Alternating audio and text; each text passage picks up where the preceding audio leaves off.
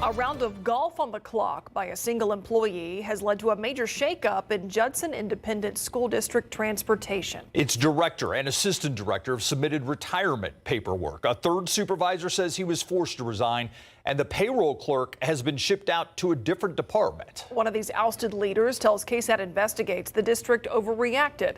The night team's Dylan Collier pieces together how this all played out. On December 12th, the Judson Independent School District hearing, and I don't know if it's true or not, but I've heard a bunch of it.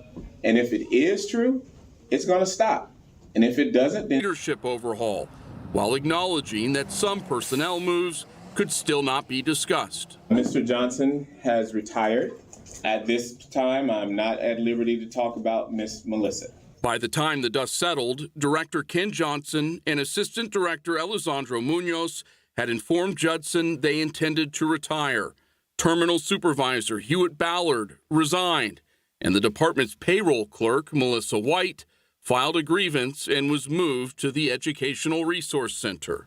We have 110 years of experience in transportation that's lost from this. Johnson, who agreed to speak with KSAT, said he retired in lieu of being terminated.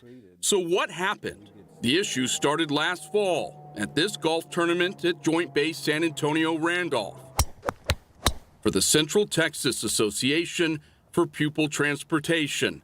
Ballard told KSAT he helped set up the event on site, then decided to play around, but remained on the clock. He was still monitoring his department. They were calling him. They're doing all of those things. Johnson says he later informed Ballard that even though he was taking work calls, Ballard would need to correct his time card and label it as a leave day. But the damage was already done. Judson ISD officials confirmed they launched an investigation into payroll discrepancies within the transportation department. Johnson, Ballard, and White were all placed on leave, and according to Johnson, all reprimanded for a separate incident after administration learned the department had been keeping money raised from cookouts and bake sales in Ballard's office.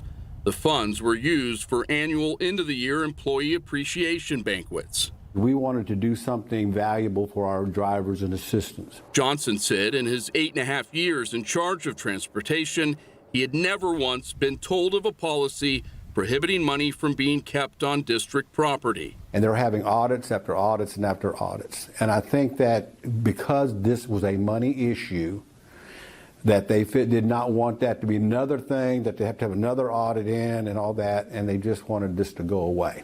A Judson ISD spokeswoman declined to do an interview with us for this story, telling KSAT in an email the district does not discuss personnel issues that were the subject of internal investigations.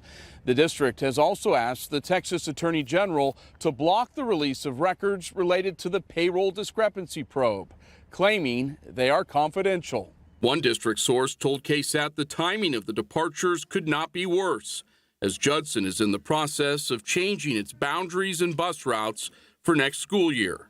Johnson agrees. You bring a new staff in, they're not going to know our technology. They're not going to know the school boundaries and schools and all that kind of thing. And it's going to be a struggle to start the school year. For KSAT Investigates, I'm Dylan Collier. A reach for comment by KSAT. White said she was not permitted to do an interview. A source says the district first tried to demote White to a field trip clerk position, but after she filed a grievance, agreed to move her outside the department to a position 1 pay grade higher on the condition that she drop her complaint. Munoz did not respond to an email seeking comment for this story.